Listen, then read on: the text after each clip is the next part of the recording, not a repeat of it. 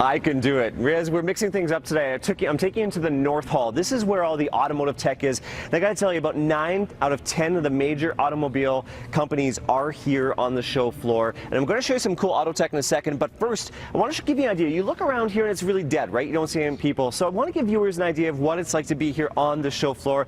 I have some video I want to show you. It really is a party atmosphere. 157,000 people on the show floor, all fighting to see the same things. But there are DJs, there are dancers, lights are flashing, music is blaring. It is really a cool atmosphere. And people are lining up to see things like this, Riaz. This is one of the coolest pieces of auto tech I've seen in some time, maybe ever. This is the world's first two-wheeled self-balancing vehicle. This is right out of Toronto. It's from a company called Lit Motors in the States.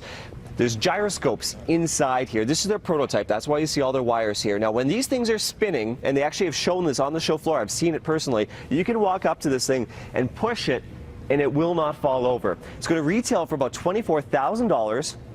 It hits the market this year, and the pre-orders, most of them are coming from Canada. Canadians want to get their hands on the C1. Apparently they have money to burn because $24,000, not that cheap, but it is definitely cool tech. Moving on, I've got a product from LG here. They look like normal headphones, but they are heart rate monitors. You stick these in, you listen to music, and then what it does is it communicates with their little life band here, and this is a physical activity monitor. You can get a live heart rate going. These are prototypes, but they are hitting the market later this year.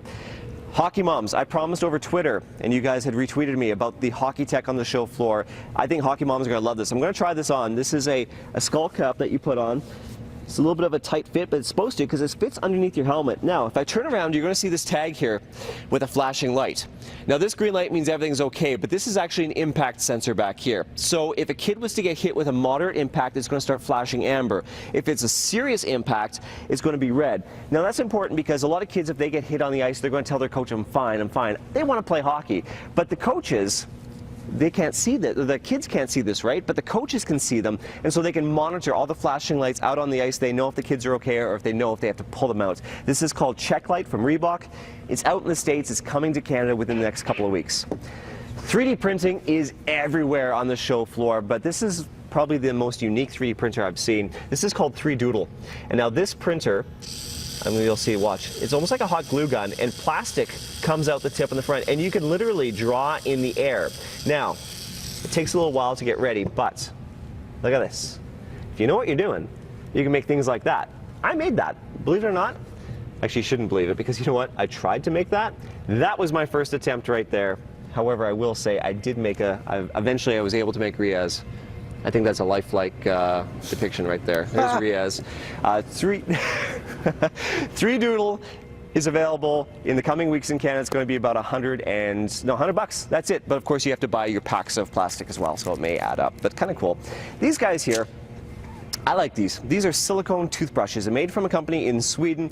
And you may ask, why silicone? We've never seen this before. Silicone, I didn't realize this, but silicone doesn't harbor bacteria. Bacteria can't grow in this, so apparently it's really good, for hygiene reasons. You turn it on. It's vibrating here. There's a couple different settings on here, but the kids version, watch the bottom here when I turn it on. See a little frowny face? If the kids do not brush for 2 minutes, the parents can tell the next time they turn it on, the little frowny face shows up. So $120. They're going to retail later on this year. Now, Riaz, I wanted to end with one final tech product, but I wanted to end, Canadian style, right? This guy here, it looks like your typical Android tablet, and that's what it is. It's has the Google operating system on here. It's got a camera. There's cameraman Nick working hard. But here's what really sets this guy apart. This is not only made in Canada, in Mississauga. It's going to retail $38. $38 for a tablet. I think that means almost anyone now can afford the technology. But you know what, Riaz? This is just some of the stuff we saw on the show floor. There's hundreds and hundreds of companies, and we tried to find the best to show you, but boy, there's so much more out there I wish I could have brought on. Well, you had a busy week down in Vegas. Is there one clear winner, whether it was the brand or device or gadget, that you think will be the big thing for 2014? I will say, you know what, wearable technology, expect to see tons of it. Everything from smartwatches to activity monitors. It seemed like every single company had an activity monitor. Expect to see a lot more of that. The health tech was really big. So everything from smartwatches to activity monitors, wait for it because it is going to explode in the stores this year, yes. Mike Yanni there from Citytv. You and Kevin did a great job covering everything off, showing us the goods. You have a Friday night in Vegas, Gold Coast Casino, hit up the bingo. It is spectacular, buddy. My gift to you.